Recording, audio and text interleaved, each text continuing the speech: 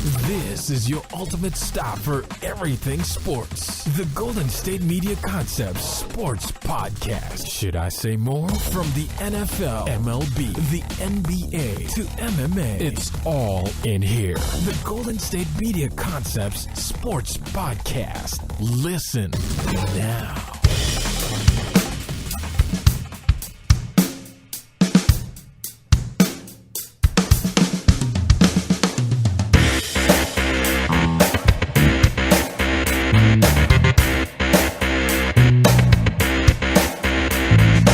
Thank you for listening to the Golden State Media Concept Sports Podcast, where we discuss everything there is to know in the world of sports. I'm Ben. I'm Alex. And we are back. We're back for episode number 2 of today. And we're going to talk Olympics. Going to be talking Puig. Yasiel Puig. And we're going to talk trending. Got to talk about trending. Always got to talk about trending. Trending. There's a lot of stuff trending today, Alex, featuring Pokemon Go, featuring Charles Barkley, Jim Harbaugh, and more. And more. And I can dig on it. Can you dig on it? Can you dig it? Like Booker T. Can you dig it, sucker? That guy was... He's lucky he was a wrestler because that guy wouldn't be famous otherwise. Did you hear the recent news about Booker T, unfortunately? No, what happened? He had to be hospitalized recently. Oh, no. For undisclosed reasons. He's like recovering at home now. Yeah. So he's doing better. But yeah, some unfortunate events for the five-time world heavyweight champion Booker T. You gotta say it 5 times. That's what I did. That's exactly what I did. I know. And you got to look at your hand like 5-time. Yeah. 5-time. Nailed 5. Yeah, there you go. That's what you got to do. Counted for Booker it T. out. So, anyways, he was fun to watch. Jumping into the Olympics here, we have the Olympics kicking off August 5th, just a couple days from now. Mm-hmm. But not really the greatest thing with the Olympics going on. I mean, I think it's obviously early. The Olympics haven't even started yet, but it's shaping up to be one of the worst ever. The worst, and I'd say the most unpredictable Olympics, not necessarily for any of the sports and competitions going on, but just for the whole environment, the city of Rio de Janeiro, the whole setup of the Olympics, not looking too good right now. No, not at all. There's been numerous complaints already before the games even started, as recently as Andrew Bogut. Yeah, Andrew Bogut, men's basketball player for Australia. He's been making some headlines recently talking about the Olympic Village, talking about just how bad it is. So, which we knew going into it would not be really, really good. But did you see what? He's not a big fan. Did you see what what the chancellor, whoever it was, said about some of the Australians complained already about their rooms? And I don't know if it was the president or the chancellor or whatever it was from Rio de Janeiro, straight up said maybe they'd feel more at home if we put some kangaroos in there for them. Oh, my goodness. In a way, it's like they've had enough.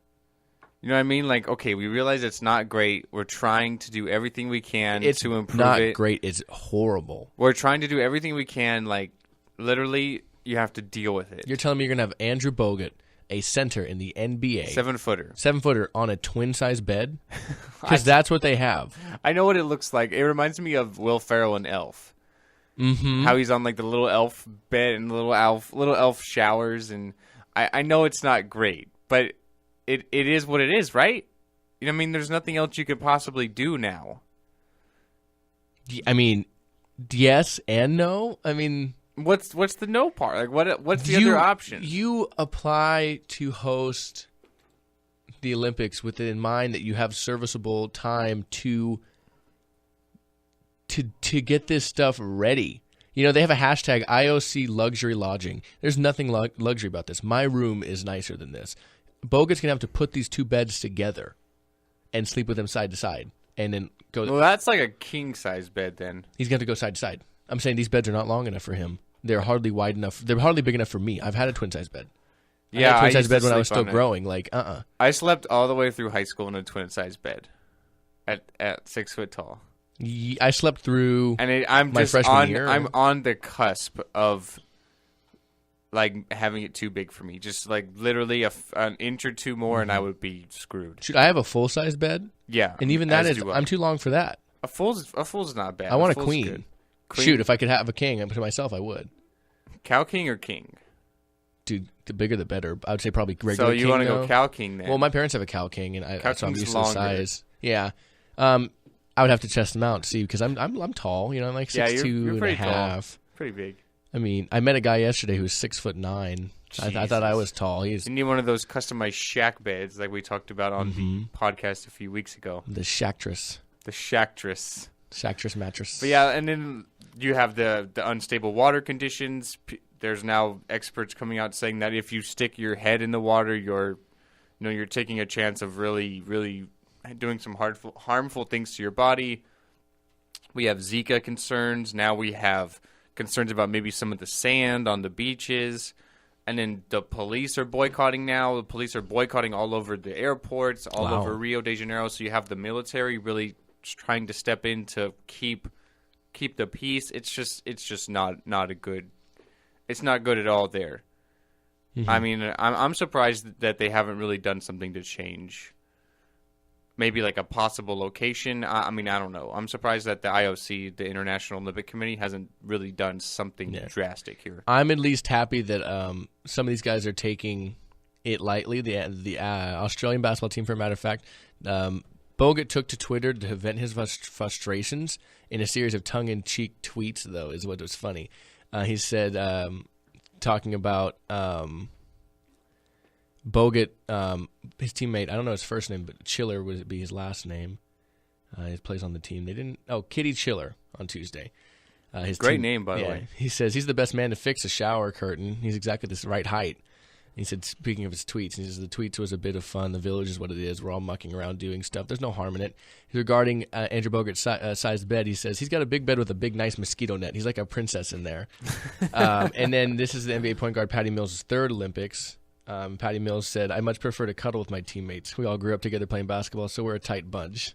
There you go. And then Damian Martin, who's going to be in his first Olympics playing for the Australian team, said, Andrew's quick-witted, he's intelligent, he tells how it is, and it's funny for other people to read his tweets.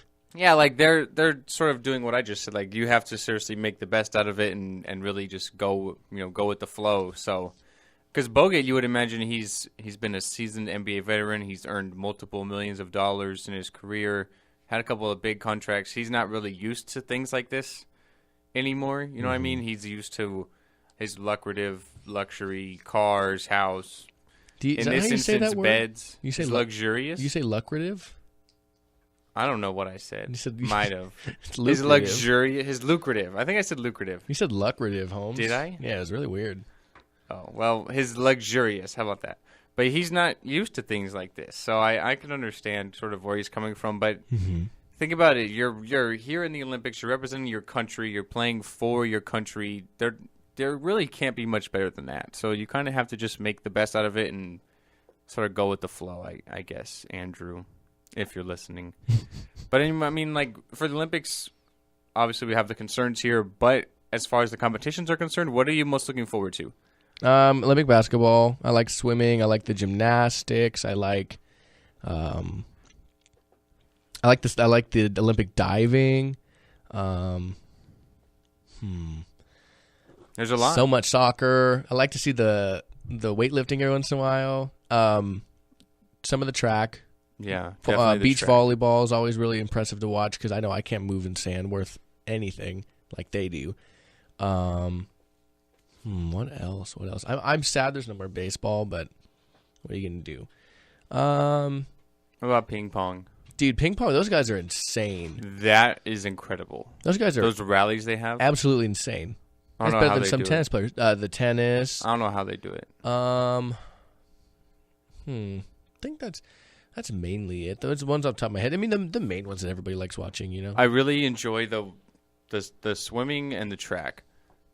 And there's obviously the big names. You have Michael Phelps coming back, really the most prolific Olympian ever. You have Michael Phelps coming back, trying to really sort of recapture some more golds. Yeah, you have Usain Bolt, world's fastest man. Did you see that Usain Bolt said that he's never ran a mile in his life? Like just a mile? Like ran a mile. Because, I mean, he's a sprinter, so he doesn't really need to have that endurance. He needs to just have that quick burst. I mean, true. He's obviously most notably known for his 100-meter and 200 meters. So I don't know. He doesn't need to run a mile, does he? Like I really neither don't do think. I, but he's a track star. You know what I mean? You would think he would, but who knows? I like the speed cycling. Is that what it's called? I don't know what it's called. Like on the track. Yeah, the real quick lean. Yeah, those are really fun. That's the equivalent for me of like watching speed skating in the Winter Olympics. Right. It's kind of the same thing, but those are really fun. I really like that too. So I'm excited to really just. I hope it's a good games. I hope we don't have any controversy, any real serious problems. Because I really feel bad for Rio in a way because they've just been getting bashed by everybody. So hopefully they can really turn things around here as the games approach, and then the few weeks that the games are happening, hopefully they can sort of have some sort of, positive to come out of this game, because everything's negative. Seems like every time someone has the Olympics, they lose a ton of money in it. I think Sochi lost $500 billion.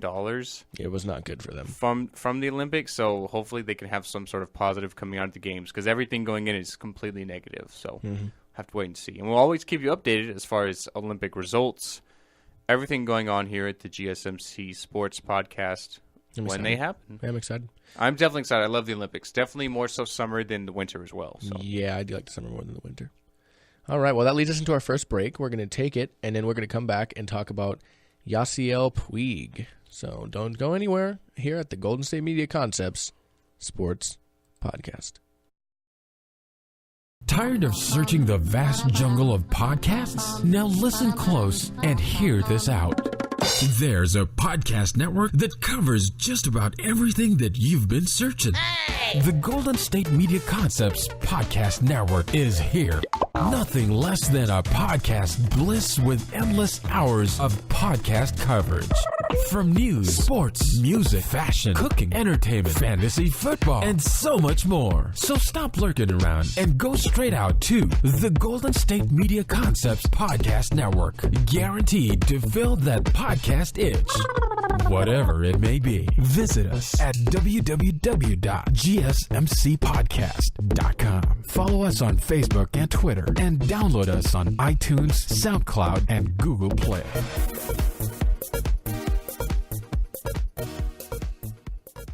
Welcome back to the Golden State Media Concepts Sports Podcast. Alex and I are jumping in to our next segment of the day, talking more baseball news. Trade deadline ended yesterday. Moving on past that, Dodgers, one guy they tried to trade but unfortunately did not get to for them, and now going down to the minors, outfielder from Cuba, Yasiel Puig. Yeah, he called it kind of a swing and a miss, if you ask me.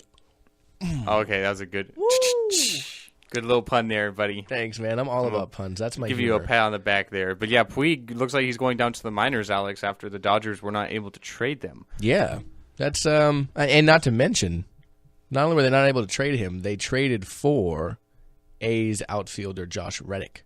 Yeah, so they be taking his spot. They brought in an outfielder to sort of try and ship out Puig. Yeah, presumably be taking his spot. Everything I hear is that they tried to sort of package Puig in with every trade they wanted to do, not necessarily him being more of the centerpiece, but just an including member, Yasiel Puig. But they could not get it done, and now Puig not having the greatest season, he's hitting about 260 with 7 home runs and 34 RBIs in 81 games. So not really a great season. Excuse me. Looks like he's going down to the minors. So yeah, as Dave Roberts, the new manager this year, the guy I'm very fond of as a player of the Dodgers this year. Excuse me. They said Puig did what the organization asked him to do. We didn't want him to come to the ballpark because we knew he wasn't going to Denver with us. We were looking for more production from that position, so we acquired Reddick, who is having a really good year and a great track record. I like Reddick a lot, actually. Josh Reddick's a good outfielder, a good hitter. My buddy Matt, one of my best friends, is a A's fan, and I always give him so much grief for the fact that the A's always trade these these players that he loves so much, like when they traded on the Blue Jays. Josh Donaldson? Josh Donaldson, thank you. I always mix up Reddick and Donaldson, yeah. And they traded Donaldson, yeah. And I told him all they'd do is trade Sonny Gray, and he's out every player he liked on that team, you know? Yeah, the A's really... They really trade for prospects. Billy Beane and the A's, they can't really compete money-wise with some of these top teams, the teams that always have money, Cubs, Dodgers, Yankees. Red Sox, Yankees. they can't compete with them, so they have to do it sort of by building players, and then once they reach that full potential, when they have a good value for them, they either have to let them walk or try and trade them. They do this all the time. But it's like they finally build something, then they trade all the players they built, and they have no team again because they can't resign them. I think about all the times they did this in the past too. Giambi, you know what I mean? Canseco. Yeah, well, I mean, and then they even have people that they trade for, and then trade them back right away. I look at Matt Holliday; they traded for prior to the season, and then midway through the season, they traded him to the Cardinals. They got him from the Rockies to trade him to the Cardinals just a few months later. So that they do this all the time. So I'm not surprised. I was surprised that maybe Sonny Gray, I would say maybe another year, maybe he goes, but who knows? We'll have to wait and see. But anyways, back to Puig. So yeah, the Puig now looks like he's going down to AAA. It's really crazy to think about Puig going down to AAA because when he came up 3 years ago, everyone was like, wow, he could be looked at as the future of this franchise, the future of this team, a guy who plays with great passion, great heart, really loves the game, always tries to give 100% on the base pads, got a cannon arm. And then it turned into a prima donna situation. That's where I was transitioning to next is that I think him going down to AAA now, who knows if you'll ever see him really come back to be the player he was a couple seasons ago. He's a really emotional player. You mentioned prima donna. He gets a lot of things that gets to him, gets to his head. I mean, I don't know how this is going to affect him going down from the majors. Yeah, he did things like, Albert Pujols was on first base, and it was a fly out to center field. Puig was playing center field at the time, and he was so lackadaisical about it, caught the ball, and he did earlier in the game. He was lackadaisical about it, so Pujols made a note, and sure enough, he was on first base again later, and he did the same thing, and he advanced to second base because Puig just took his sweet time, and he pointed at him like, "Okay, kid, if you're going to pretend you're some superstar on you, I'm going to make you look like a fool," and he really did. And then yes, he battled injuries, and then he's going to get sent down, and it's crazy to think too. I mean, people know how good Puig is. He is good. It's just a weird situation, with injuries and so on and so forth. But imagine if he can stay healthy, don't you just imagine him tearing up AAA? I would think you'd have to say that he would definitely. He's got the experience being in the majors for 3 years now. You would think that if he can, you mentioned stay healthy, if he can sort of adjust to this, try to build back that self-esteem, that sort of confidence he used to have, you would think that he would probably have to tear it up. I mean, he's hitting .260, which isn't terrible. It's not necessarily really great, but the issue is he's only got 7 home runs and 34 RBIs. He's not driving in runs. Yeah. So maybe they're trying to send him down there, obviously for his own good. But I mean, I don't know. It's really, you think about people and how they go into the league. They start off really poorly and then sort of pick up steam as they get adjusted to the game. With Yasiel Puig, it really went the other way around. He started off great, and now he's sort of going down the ranks instead of going up them. So, I mean, really just a fall from grace in a way. Hopefully he can turn it around. Maybe he won't even be a member of the Dodgers soon. I would really prefer that, honestly. I've never been a huge fan of Puig. I really haven't. If he left the Dodgers, I would be pretty glad. You know what I mean? He has an issue with everything. Like, Bumgarner one time threw in on him, not threw intentionally. Like, it was just an inside ball, inside pitch, and he stared him down. And then the next game they played, it was the first game of a 3-game series in LA, and he hit him in the foot again. Not intentional, as far as it seemed. If you're gonna hit somebody intentional, you're not gonna hit him in the foot. No. And it was like one of the sliders that Bumgarner got away from him. He has those really in-cutting sliders from the left-handed slot, and it hit him in the foot, and he walked to the mound at him. They didn't charge or anything, but I mean, obviously Bumgarner's a big country dude. He's not going to let you do that, and so he yelled back at him and stuff. But it's like he wasn't ready for the seriousness of the MLB. He took it like it was some given thing to him. It seemed like all the time, like it was a joke or something. Yeah, and I mean, hopefully Puig can really turn it around. For the Dodgers, they're still in first place in that wild card race, and then they're obviously not far behind the Giants because they've really struggled. 2 games. Yeah, they've really struggled in the second half of the season so far. Hopefully the San Francisco Giants. So maybe with the trade for Matt Moore, maybe things will change. And Will Smith. Don't forget Will Smith. Yeah, not the actor Will Smith. Unfortunately, no. I'd be psyched. But anyway, so maybe the Dodgers can still turn it around. They still have a lot of time. They're still without Clayton Kershaw. Hopefully they can get him back sooner rather than later. Yeah, that's a tricky. I've said before that I'm not happy he's injured. You never want to wish that upon somebody. He's my favorite Dodger. Having being a Giants fan, I can't say hate, but I don't like the Dodgers at all. I do like Kershaw. He's the kind of, there's always teams with players you hate or with teams you don't like, that there's players you respect and you would love on your team. As a Steeler fan, I don't like the Ravens, but there's guys on that team throughout the years I would have loved to have been on the Steelers. Terrell Suggs, as much as he annoys me, if he's my team, I would love that guy, So things like that. It's a shame to see him go down and you want him to be okay, but I'm not going to be upset that they're not going to get his production. You know what I mean? Yeah, so with Puig, you never know. He might be just an injury away from coming back into the major leagues. Yeah, I can imagine it. If one of those outfielders goes down, he's a really versatile guy. He can play all over the outfield. So maybe we'll have to see what happens with Puig. But he's going down to AAA Oklahoma City Dodgers. Really the fall from grace for Yasiel Puig. And he's such a young age, only 25 years old. Been in the league this is only his third full year. Third full year. So like 3.5 years. So it's just, I don't know. It's such an interesting story. You don't ever see things like this where they start off great and really just fall like this. It doesn't happen like that. So yeah, it's a shame.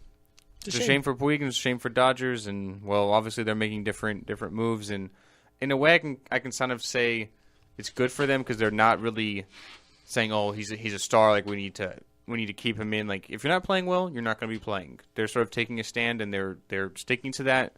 Picked up Josh Reddick from the A's, so good move.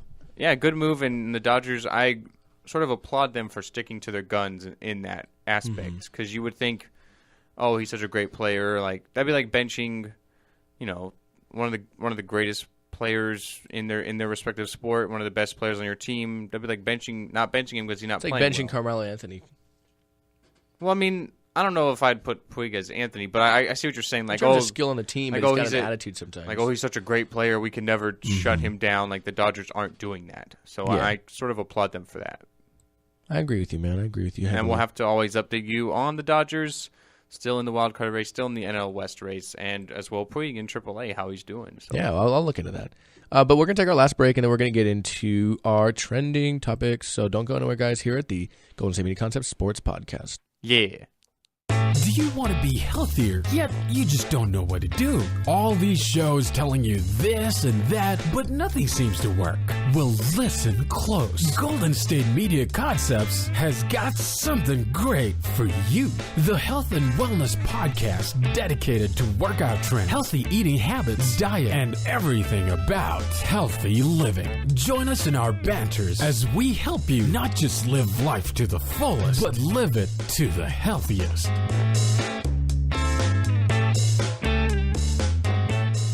And we are back here living it to the fullest and the healthiest We're at back. the Golden State Media Concept Sports Podcast. Yep. Moving in to ever so popular, what's trending? Alex, what do you have trending for today? Okay, my first one is on a dull note. Is the Bengals' first-round pick, William Jackson III, cornerback number 23. Make sure you have the third in there. It is the third, yeah. And you you gotta have that. respect to his dad and his dad, He suffered a torn pectoral yesterday, unfortunately. He's told he could get a second opinion from a doctor. As it stands now, his season could be in jeopardy before it even gets started. Almost just like, what was that guy from Jacksonville last year that hurt? Dante Fowler Jr. Dante Fowler Jr. Florida. hurt it literally in the first rookie He tore his OTA. ACL, right? Yeah, ACL or I think MCL. Dante Fowler tore his ACL right before he even started anything. It was literally the first day of rookie OTAs. Yeah, so almost just like that for Jackson the third here. So unfortunate news for him. For the Bengals, they invested a first-round pick in him, so it shows you what they think of him. Usually your first-round picks start pretty early. So. They've had pretty bad luck with their their first-round corners. They picked Darqueze Dennard a couple years ago. He hasn't really panned out yet. They picked William Jackson III this year. Didn't really pan out. They picked Taylor Mays a few years ago out of USC. They had Drake Kirkpatrick. Drake Kirkpatrick still hasn't panned out. So, unfortunately, they haven't really been the hits they wanted them to be. Yeah, it sucks for the Bengals. So far it does, yeah. Hopefully he can get a better second opinion on that pec muscle. So, have to wait and see. All right, so we're going to stay with the NFL. Alex, Lions offensive guard Larry Wartford. He's not playing Pokemon Go. He's not with the new app. He's not with it. Thank God. Okay, so but he was playing it. So he was playing it. I was walking down Mill Avenue in Tempe, Arizona, pretty much near the Arizona State campus. I was walking down the street, and literally everyone on their phone was playing the game. It was probably about 30 to 40 people. I kept seeing a bunch of people playing it, and then I decided, I don't like this, and I deleted it. I was like, this is some mind control stuff. I don't like it. So Larry Watford not playing Pokemon Go due to mind control stuff. Mind controlling people and brainwashing them to playing the game, apparently. So, I mean... That's funny, man. He went on to say, like, I deleted it right there, right when I got to the restaurant. The funny thing is, people I was eating with were playing it too. They were playing it nonstop, and I just, he decided he's not a fan of it due to mind control issues. Mind control issues. Okay. Larry, I think someone has controlled your mind into thinking that Pokemon Go is somehow controlling people's minds. So, I mean, I'm not sure where he's really coming from this. I don't get what he's doing here. So, a little weird if you ask me. I don't know how that even comes into your mind. Everyone's doing it. It's mind control. Like everything someone does that everyone does is mind control. Like I don't get where. Yeah, man. I don't get it. I don't know what he's thinking here, but I don't know. Maybe he should just. It's a good thing he's going away from Pokemon Go, so he can stick to the gridiron here. So, I mean, I don't know. He's a good guard for the Lions, so I don't know.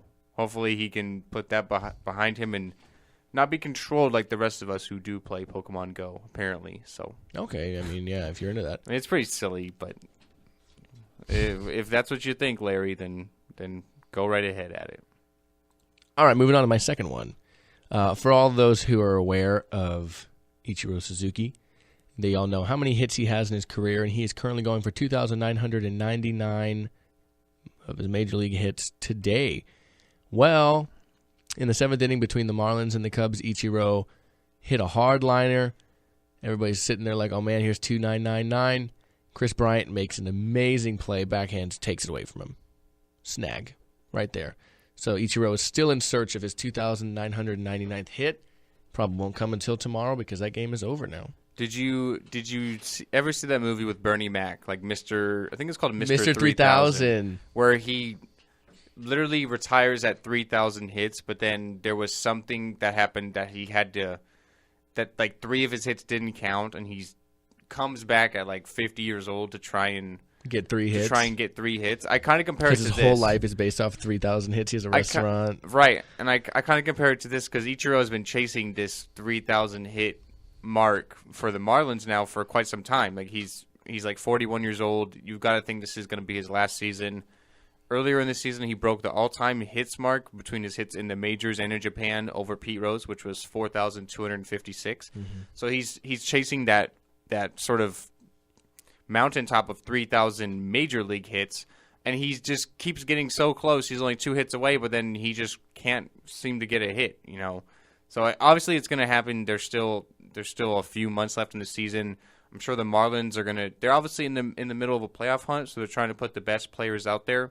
Mm-hmm. But if they need a pinch hitter, if they have someone coming that needs a rest, I'm sure as the season winds down, if they're not in the thick of things anymore, they'll give Ichiro every single start to let him try and get this if he hasn't already. I mean, he only needs 2. He could get that in one game. Yeah, so it's gonna come, it's gonna happen, but it's just like it's probably like really stressing him out. Like, oh, I'm gonna try and I want to get this over with. I want to get it over with. And then he has a great chance to get a hit, and Chris Bryant just like snags it, totally robs one from him. Man. So I could imagine it's definitely stressful for Ichiro. Oh, I bet. But, all right, moving on to your second. Yeah, so Charles Barkley, definitely really opinionated host, not necessarily host, but analyst of Inside the NBA on TNT.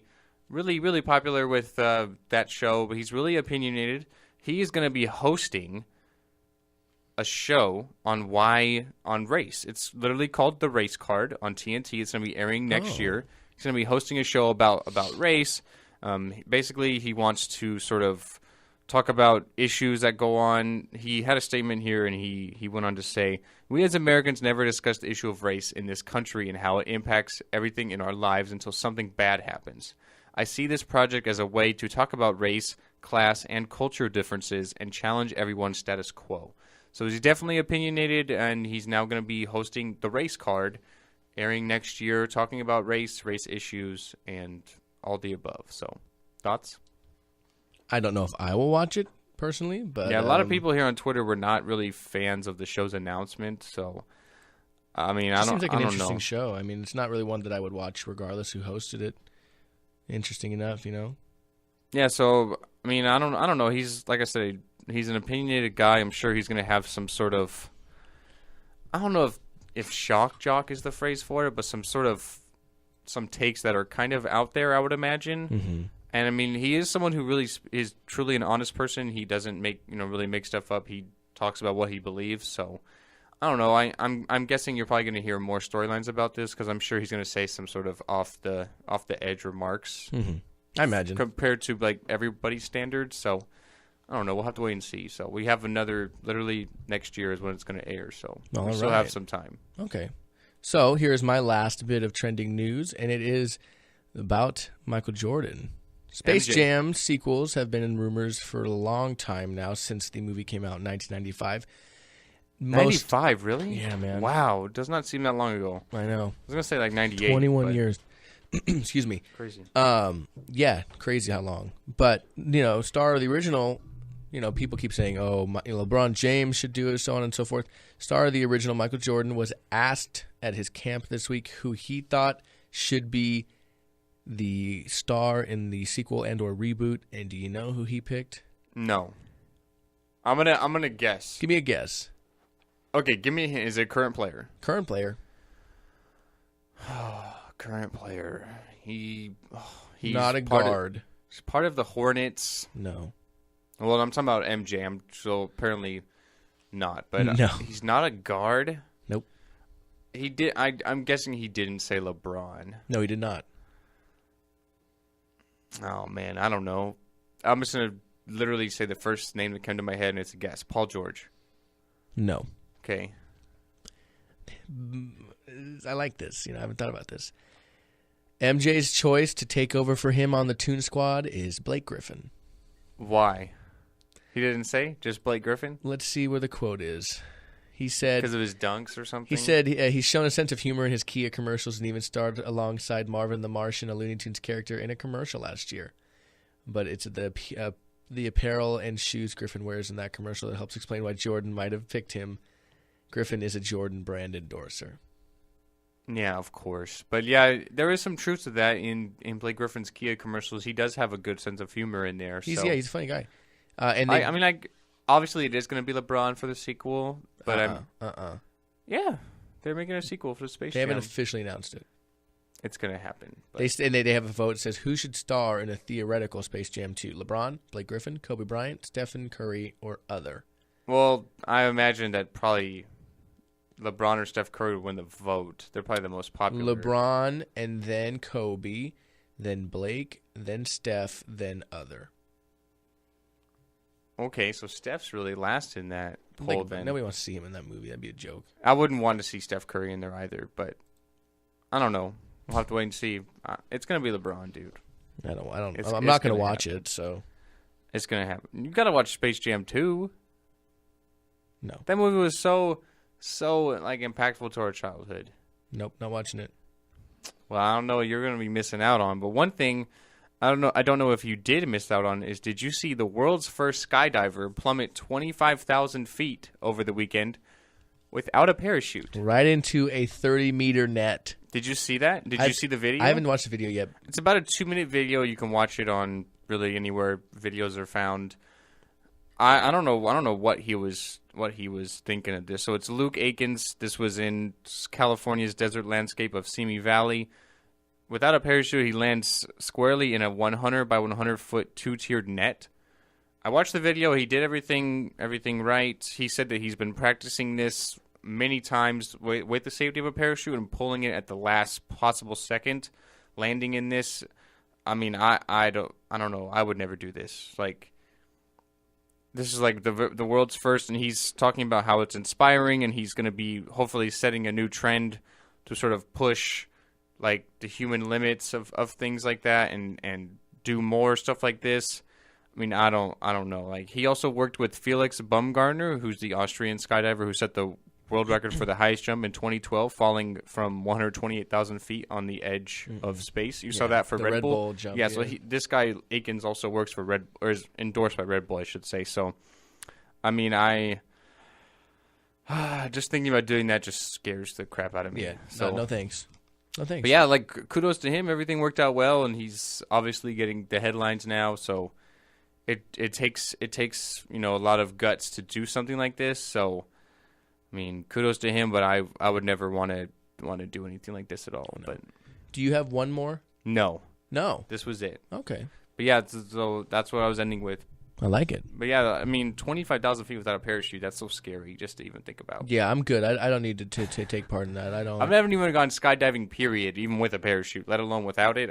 Just no thanks. Yeah, I'm good. Thank you for that. Thank you for the offer, but no thank you. Yeah, I don't. Thank you, but no thank you. Not going to be participating in the next one. I should say that. All right. Well, hey, we need to get out of here. We do have to record the soccer show next. Do you want to lead us out? You want to head us out of the way? Sure, I do. So we are here at the Golden State Media Concepts Sports Podcast. You can find us on Twitter and Instagram at GSMC_sports. You can find us on our podcast network's homepage. It's gsmcpodcast.com. You can click on the portfolio of podcasts. Make sure you click on the sports one. Alex does the football one. I also do the soccer one with Alex, and then I do the baseball one with Jeremiah, who Alex hosts the football one with. There's also a ton of other ones, sports-related and non-sports-related. There's a coming soon tab, so you can hear all the ones that are coming soon. Hopefully end of this year, early next year, probably. You can find us on YouTube, GSMC Podcast Networks, on Facebook as well, SoundCloud, Stitcher, Google Play, if you're looking for a media playback on your phone. iTunes is a big one for us. So iTunes, make sure if you're on iTunes, leave us a rating, leave us a review, subscribe. It gets downloaded automatically to the device. All right, Australian device. Man. The device of your chance. Yeah, there you go. Of your choosing pleasures. Yeah, okay. So I think that's it. I think I covered them all. Did I? Yeah, you got them all, man. I think I got them all. You got our website, you got YouTube, you got Instagram, you got Twitter, you got them all. And iTunes. Yeah, boom. Then all the above. All the above. All right. All right. Well, as always, I am Alex. I'm Ben. And we will see you guys next week on our wonderful shows. Actually, Thursday. We'll see you on Thursday. Oh, my God. Yeah. It's only Tuesday. Thursday. Whatever happens in the next couple of days, we will keep you updated in the world of sports, the ever-changing world of sports. All right. Look forward to it. I do, too. Bye, guys. Bye, guys. Have a good day.